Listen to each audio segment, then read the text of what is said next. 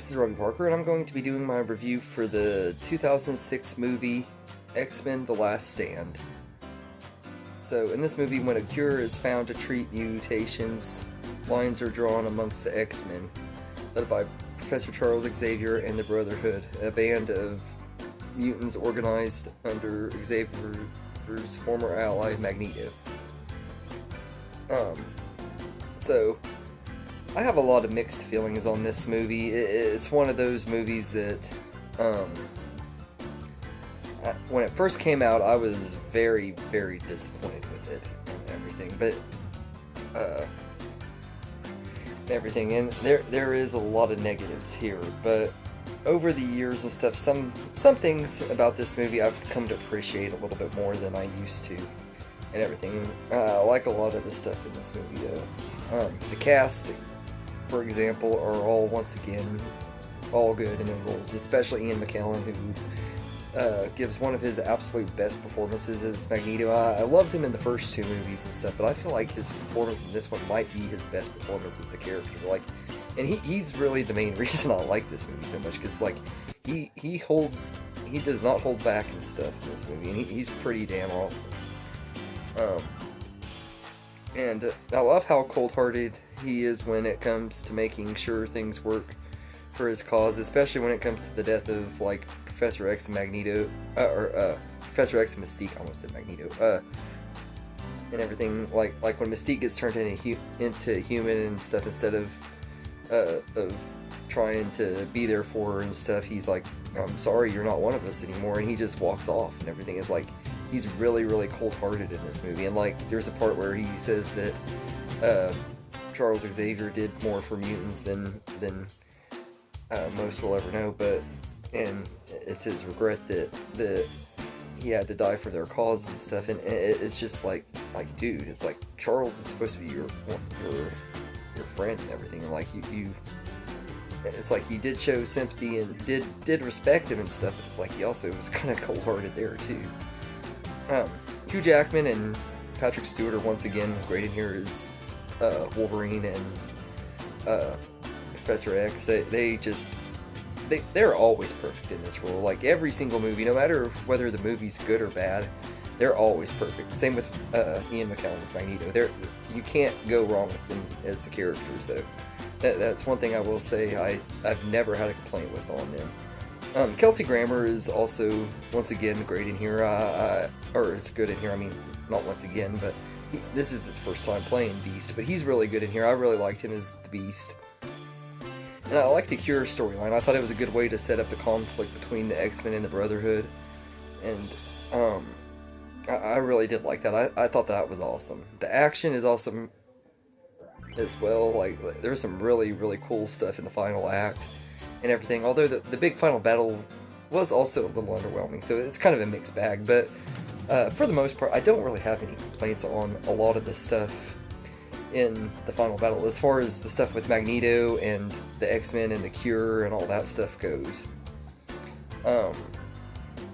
And the scene where Magneto moves the San Francisco Bridge to Alcatraz Island is absolutely awesome. I remember watching that in the theater and thinking, dang, this is so cool and everything, and it was amazing. I love that scene.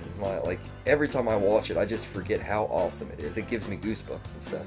And I gotta say that the visuals in this movie hold up really, really well. The CGI in here is really good in this movie and everything. For being a movie that came out 20 years ago, the CGI is really, really great in here.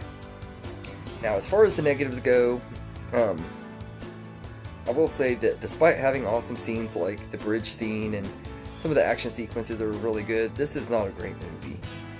The Phoenix story deserved a lot better, and so did Jean Grey, for sure. I feel like they really butchered the Dark Phoenix story. They did it again and butchered it again in Dark Phoenix, which I don't think is as bad as some people say it is, but that one definitely was underwhelming as well and everything. I feel like they need to have a movie that just solely focuses on the Dark Phoenix and actually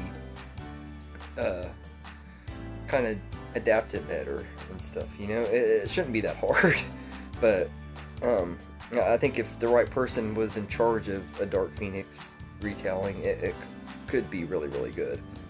and everything. But I also think they need to wait a little while because we've had 2 versions. And the character deaths are really not impactful like they should be and everything. Like, especially Cyclops, it is kind of lame that they killed him off at the very beginning of the movie and everything. Just for shock value and stuff. I hated that. With everybody, I think everybody agrees that is like one of the worst things that this movie did, is they killed Cyclops before the movie even started. And I also don't like the way they killed Professor X off either. Like, I remember when I saw the movie in the theater, I was so mad that they killed him off and everything, and then you get the post-credit scene and he's still alive and everything. He's like we've seen this man die so many times already, but that was a sad scene when I was a kid. But also it was cool getting to know that he was still alive by the end of it and everything. But that was one of the big negatives I had with this movie when it first came out. I was so mad that Professor X had died and stuff, and I didn't see the post-credit scene until the movie came out on DVD. And also another thing that I didn't like about this movie is the new characters are all really one-dimensional and lame. Like, some of them have really cool powers and they look cool, but they don't do anything. Like, they don't have much of a personality or anything like that. Like, the only one that kind of gets a little bit of the spotlight is Kitty Pryde, and I don't really like her because she's like kind of running Bobby and Rogue's relationship and stuff, and I didn't really like that and everything. I didn't like the love triangle between them. I felt like it was kind of forced and everything. But there are things with the new characters that I like the Juggernaut and Kitty Pryde both fighting, and her trying to save the kid and everything, and the Juggernaut's like chasing her through the building and busting through the walls and everything. And he's like, "I'm the Juggernaut, bitch." I don't know why, but that line just always cracked me up. And I know a lot of people say it's cringy, and in a way it is, but for some reason I also think it's really funny and everything. So there are some really good scenes with the action and stuff, and some of the new characters do have a few little standout moments, but none of them really that great. And like the Angel character, or the guy with the angel wings and stuff, like when he escapes and stuff, it's really cool, but like they didn't really build up his escape to make you really feel the impact, to make you feel like, oh, this guy finally is doing what he deserves and everything. Like they could have focused a little more on him. I really honestly feel like this movie should have been longer and everything. It shouldn't have been an hour and 44 minutes. It should have probably at least been another 45 minutes to an hour longer and everything, to give us everything that they set up and everything.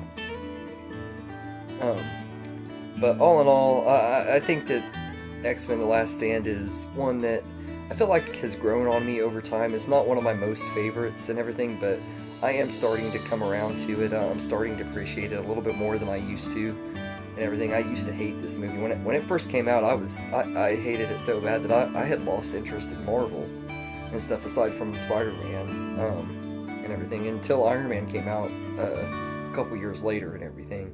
But when Iron Man came out, because of how bad this movie was, I wasn't really excited for Iron Man and stuff. So, and luckily I did give it a chance and everything, and the rest is history on my love for the MCU and stuff. But I had been really disappointed with Marvel movies that were coming out around the time that this one came out, because Fantastic Four and Elektra came out the year before, and I was highly disappointed with both of those movies. Ghost Rider I did like more than those movies, for sure. I actually think Ghost Rider is a pretty decent movie and everything, but like aside from like Spider-Man, I was just not excited for any upcoming Marvel movies and stuff. And then Iron Man came out and kind of changed everything. But this movie is one of the low points of the pre-MCU Marvel movies for me and everything. So I'd say I'd give X-Men The Last Stand a 6 out of 10 and everything, which is a lot higher than what I used to give it. I would say maybe a 2 or 3 out of 10 and everything, mainly because of the cast. But I feel like the action and some of the cool scenes and stuff kind of make up for some of the lackluster storytelling and things that happen in here that I don't like and everything. So, like I said, this movie, it could have been way better, it could have been way worse, and everything. And another thing I forgot to mention is I do like that Storm gets a lot more to do in this movie. She has a lot more of a character arc and everything. She kind of becomes the unofficial leader of the X-Men after Professor X leaves and stuff. So I do like what they did with her. I did like that they finally gave her something worthwhile of doing and everything. But yeah, so anyway, let me know in the comments what you think of X-Men The Last Stand, and I hope you enjoyed this video, and have a good day, everybody. I just want to say thank you for watching this video and everything. I hope you enjoyed it. And if you did, please like and subscribe and share this video with your friends and get more people going, help the channel grow. I really appreciate it. And thank you all, and have a good day.